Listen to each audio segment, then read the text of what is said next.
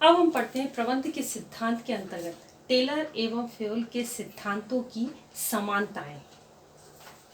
Henry Fayol तथा Taylor के सिद्धांतों के बीच कोई भी तुलना नहीं की जा सकती, क्योंकि दोनों ही एक दूसरे के पूरक हैं। किंतु कई बातों में दोनों पूर्णतः एक दूसरे से भिन्न भी हैं।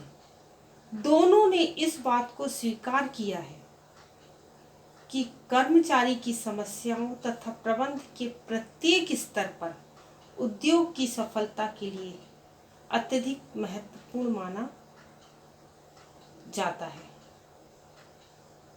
वे प्रबंध को व्यवस्थित ज्ञान के कोश के रूप में विकसित करना चाहते थे,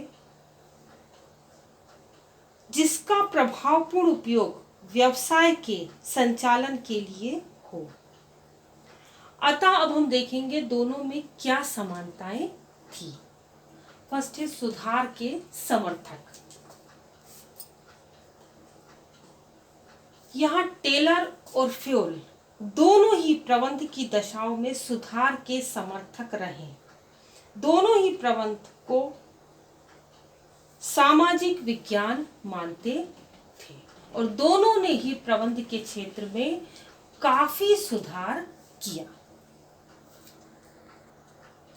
सेकंड है विवेकपूर्ण आधार। टेलर और फ्योल दोनों ही प्रबंध को विवेकपूर्ण तथा सुव्यवस्थित आधार प्रदान करना चाहते हैं।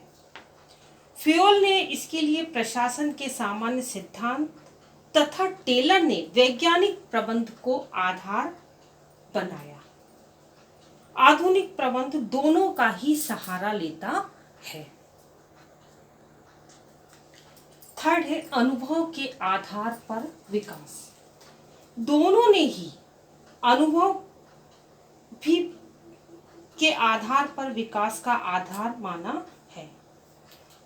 दोनों ही अनुभवी प्रबंधक रह चुके हैं तथा अपनी अनुभूति की छाप के आधार पर प्रबंध के विकास में दोनों का ही एक अमूल्य सहयोग रहा है तथा दोनों ही यह मानते हैं कि प्रबंध में नियोजन का बहुत अधिक महत्व है।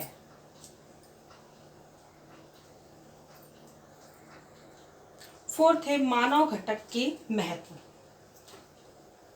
टेलर एवं फ्योल दोनों ही प्रबंध में मानव तत्व को महत्व प्रदान करते हैं तथा श्रमिकों के प्रति मानवीय दृष्टिकोण अपनाने के पक्षधर हैं, जिसके बिना सुदृढ़ औद्योगिक विकास तथा व्यावसायिक सफलता दोनों ही संदिग्ध मानते हैं।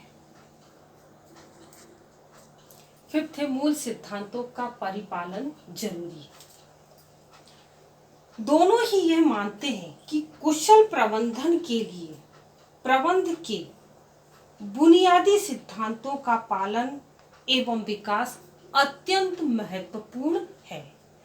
इनके बिना प्रबंध को सुव्यवस्थित रूप से चला पाना असंभव होगा। नेक्स्ट है अर्जित प्रतिभा को महत्व। कहते हैं जन्मजात प्रतिभा एक महत्वपूर्ण प्रतिभा होती है, किंतु दोनों ही ये मानते हैं कि प्रबंध के लिए जन्मजात तो आवश्यक है, लेकिन अर्जित प्रतिभा महत्वपूर्ण बताई गई है, जितनी जन्मजात नहीं।